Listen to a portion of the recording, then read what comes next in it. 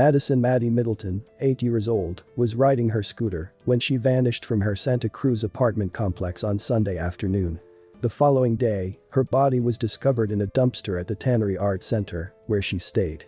When the details of her murder was released and the suspect revealed, this would be the most shocking crime this community has ever witnessed. Welcome to Viral Crimes. Subscribe and hit the bell icon for more stories. Madyson Jordan Middleton and her mother Laura Jordan stayed at Santa Cruz's Tannery Art Center.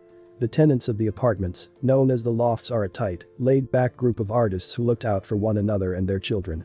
The Tannery Artist Lofts provides 100 units of affordable housing with a tenant selection preference given to Santa Cruz County households who participate in, and are committed to, the creative arts. Maddie had a great deal of freedom to play anywhere she felt comfortable and often rode a scooter throughout the complex. Michael Middleton, Maddie's father, also resides in Santa Cruz and described his daughter as a sweet angel. Running on the beach and playing in the water were some of his greatest memories of Maddie. In the autumn of 2015, Maddie, a bright, lively, and sociable young girl, was scheduled to start the 4th grade at the La Viga Elementary School in Santa Cruz. Maddie left her apartment on Sunday, July 26, 2015, to play with her close friend who also stayed in the building. Since her friend was briefly preoccupied, Maddie chose to ride her scooter alone. Video footage showed Maddie's last known location among mailboxes outside a ground-level parking structure.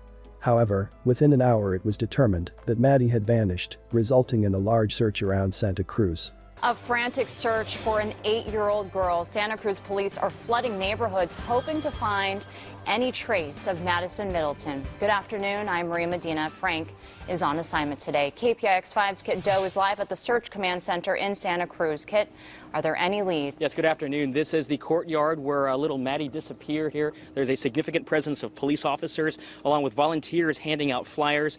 Santa Cruz police have begun their first full daylight search, mobilizing the help of sheriff's deputies along with the FBI, helicopters, canines, boats, and dozens of volunteers to help find this little girl. A surveillance camera captured the last images ever taken of Madyson Middleton, showing her doing what she loved, riding her scooter at 5 p.m. Sunday afternoon. We're not calling this a kidnapping. We're still early on in our investigation. What we're calling it this is we're looking for a lost child. Maddie, as she was known, was playing with her friends outside the Tannery Arts apartment complex on River Street when she vanished.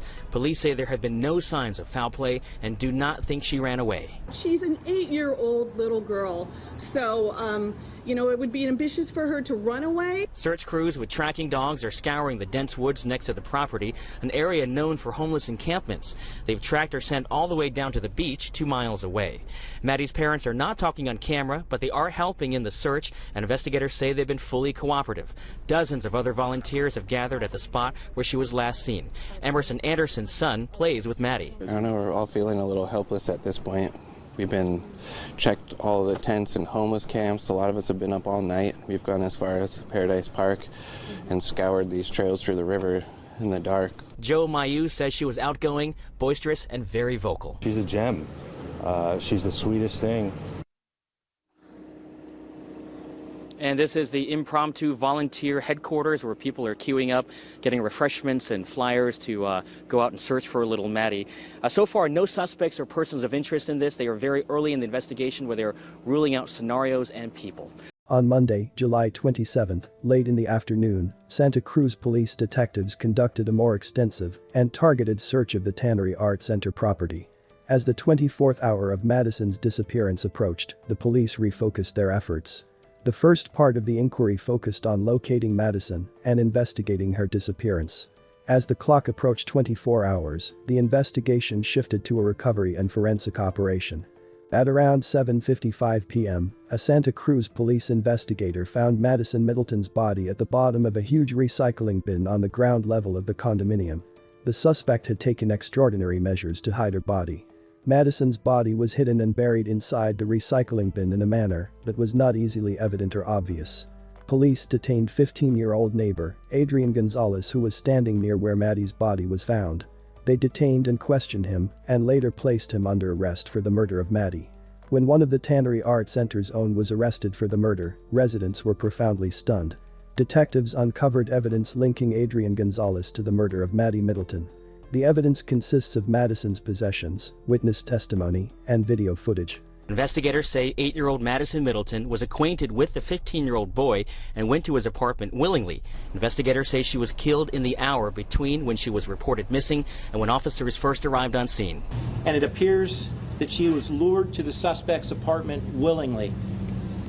Additionally, we've determined that Maddie was murdered inside of the suspect's apartment.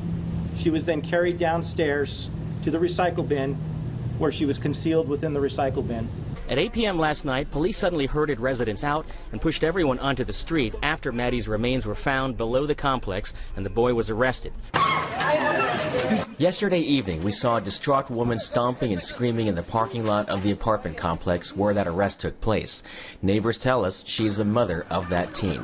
Back at the apartment complex, a steady stream of neighbors and well-wishers dropped off flowers at a growing memorial near the dumpster. What did you hope to get out of coming here today? To add love to this area. Riley McShane lives at the complex and saw Maddie last week and is shocked that one of his own neighbors has been accused of the crime. He's just like a normal kid. Like, he hangs out on the levee with other normal kids and plays with his yo-yo all day long. Like, I haven't, he doesn't really strike any chords as being a baby killer. In addition to murder, Santa Cruz County District Attorney Jeff Rizal said that Gonzalez will be charged as an adult with abduction and sexual assault. Gonzalez allegedly lured Maddie back to his apartment, where he tied her up, beat her, raped her, and strangled her, before discarding her body in the trash can in the parking garage below. He reportedly lured Maddie into his trap with the promise of ice cream, and then assaulted her from behind while she was serving herself. Evidence showed that in addition to being strangled, Maddie also suffered trauma to the head. Neighbors have expressed disbelief that Gonzalez is capable of murdering a little child. Gonzalez has served as a counselor at the tannery. There are photographs of him proudly exhibiting his yo-yo skills. We love this guy. All of us, if you ask us what you think of him, we'd tell you he's an outstanding kid. He was our poster child, said one neighbor. He's just like a normal kid, said another neighbor. He hangs out on the levee with other normal kids and plays with his yo-yo all day long. He doesn't really strike any chords as being a baby killer. However, social media postings indicate that Gonzalez was in fact seriously disturbed. Reportedly, Gonzalez's Instagram account, which was deactivated due to an influx of death threats, displayed suicidal tendencies. Included with the photos of him showing off yo-yo tricks were more menacing posts.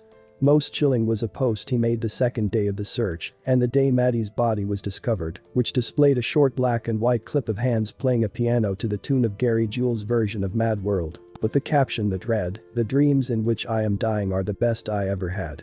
The Instagram video's timing is ominous.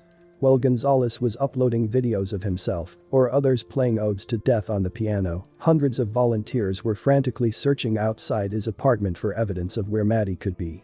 Gonzalez's preoccupation with death looked to be considerably more intense.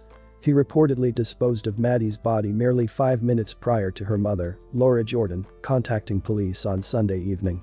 Surveillance footage captured the teen throwing Madyson's body in the trash can and returning to the scene twice after police came to search for her. Reportedly, Gonzalez continually questioned police whether they were making progress in the investigation.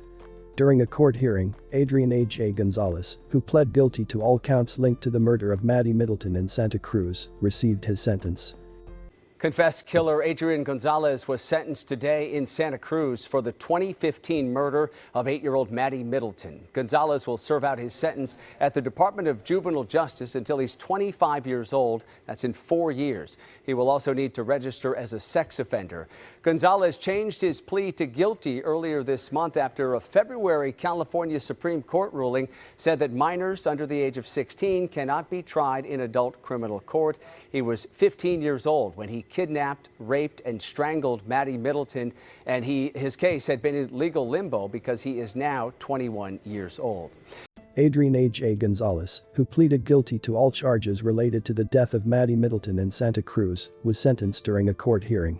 A judge sentenced Gonzalez to the maximum sentence permissible in juvenile court, meaning he will be eligible for parole at the age of 25. Larry Bigham, the defense attorney, said that his client is the victim of abuse, abandonment, and neglect. When we deal with kids like this, we have to give them a safe environment and an age-appropriate environment where they get the opportunity for rehabilitation and redemption, said Bigham. And SB 1391 tells us that kids, especially 14 and 15-year-olds, are more than their crimes.